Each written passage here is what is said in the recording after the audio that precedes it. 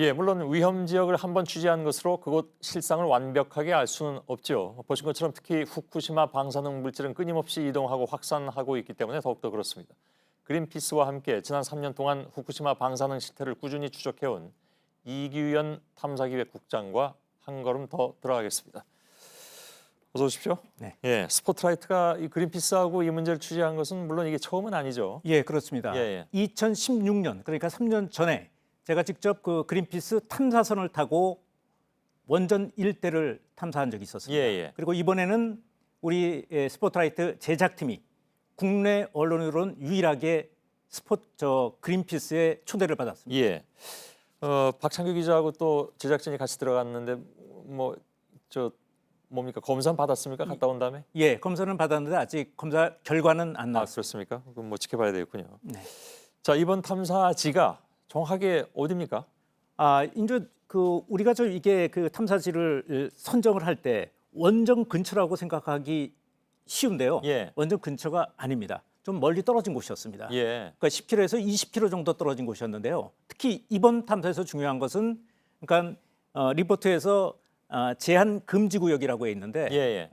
그 일본에서는 귀한 곤란 지역이라고 합니다. 아, 귀환해서는 안 된다는. 예. 예. 그쪽에 언론으로는 처음으로 국내 언론은 처음으로 가서 취재를 할 수 있었습니다. 예. 근데 그 취재 과정에서 놀라운 어떤 광경을 저희가 보게 됐는데요. 예. 도로를 따라서 가는데 일본 정부가 정한 기준치보다 처음에는 10배, 그다음에는 뭐 20배, 40배, 100배. 그래서 심한 곳은 400배까지 올라가는 곳을 찾아냈습니다. 이게 귀환 곤란 지역 내입니까? 아니면 가는 길입니까? 아닙니다. 귀한 곤란 지역 내 도로에서 내 측정된 도로. 수치입니다. 예. 결과적으로 이 정도 수치라면은 사실은 계속 머물게 되면 암이 생길 수 있는 그런 위험한 수치였습니다. 그렇군요. 저희 취재진도 겁이 나서 사실은 도망치듯 빠져나와야 했습니다. 예.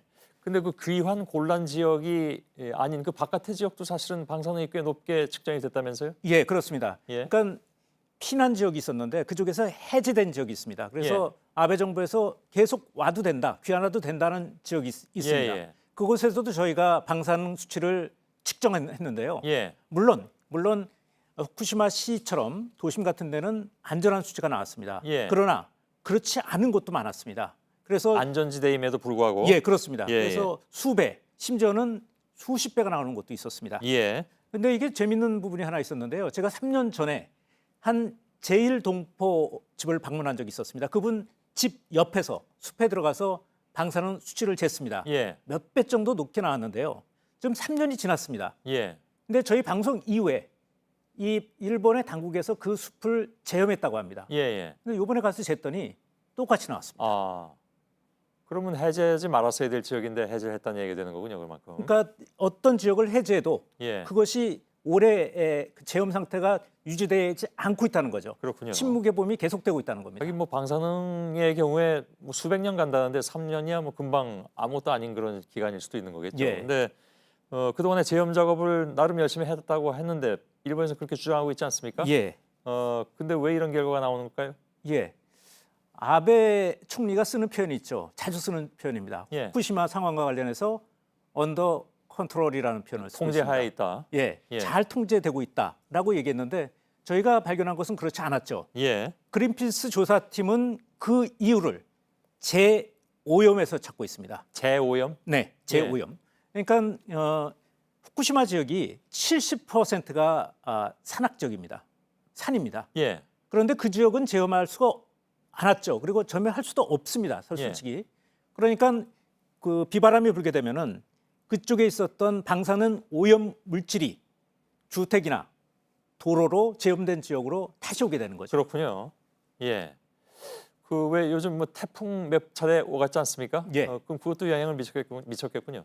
그렇습니다. 저희가 이번에 그린피스 조사팀하고 저희가 가서 직접 눈으로 확인을 했는데요. 예. 보통 그 도로나 주택가에 있는 흙을 오염된 토를 갖다가 긁어서 검은 봉지에 담아서 이렇게 쌓아둡니다. 그래서 현재에서는 블랙 피라미드라고 부르는데요. 예. 그런데 최근 태풍이 와서 그 검은 봉투가 일부 유실이 됐고 예. 찢겨나간 것을 저희가 눈으로 확인을 곳곳에서 지난번에 저희도 뉴스로 다루긴 했습니다. 했습니다.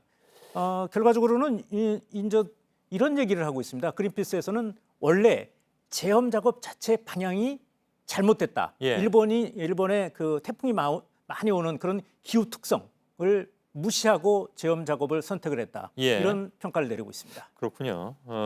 아까 그 리포트 보니까 미국 연안까지 이미 오염이 됐다고 했잖아요. 네, 그거 다 이렇게 수치상 나타납니까? 예, 그렇습니다. 예. 네. 근데 여기서 전 일본의 학자들이나 또는 정부가 일부 학자죠. 그리고 정부가 이런 주장을 펴고 있습니다. 예. 그러니까 해류를 타고 오염물질이 다 희석이 돼서 다른 데로 갔으니까 이미 미국 연안까지 갔다. 예, 자기네는 후쿠시마는 괜찮다. 안전하다. 이런 얘기를 하고 있습니다. 예. 그런데 보신 것처럼 끊임없이 육지에서 재오염이 발생하고 있습니다. 예. 그렇다면 후쿠시마의 육지하고 바다가 안전하기가 어려운 거죠. 예. 또 바다 생물에는 이 방사능 물질 같은 것들이 계속 농축이 되고 있는 겁니다. 예. 예. 특히 우리와 관련해서 중요한 점이 있습니다. 그린피스는 이런 얘기를 하고 있습니다. 분석 결과인데요. 예. 후쿠시마 앞에서 오염수를 버리게 되면 해류를 타고 동해로 오게 돼 있다. 예. 결과적으로는 시간이 걸리더라도 예. 온다. 예. 결과적으로는 방사능으로 오염된 위험한 세계는 예. 하나인 셈이죠. 그렇죠. 지난번에 보니까 1년 걸린다고 제가 들은 것 같은데 예, 그렇습니다. 돌고 돌아서 온다 하더라도 예, 그럼 1년이 아니라 지금 벌써 뭐 굉장히 시간이 오래 지났기 때문에 예. 우리 동해안도 결코 지금 그 안전한 상태가 아니다 이렇게 봐야 된다는 얘기인가요? 그러면 그거는 아직 우리가 동해에 대해서 측정을 제대로 안 했기 때문에 좀 더 과학적 측정이 필요하겠죠. 예, 그렇습니다. 예, 알겠습니다. 이규현 탐사기획국장이었습니다. 이 내용은 잠시 후 뉴스 끝나고 이규현의 스포트라이트에서 더 자세히 다뤄드리도록 하겠습니다. 잘 들었습니다. 예. 예.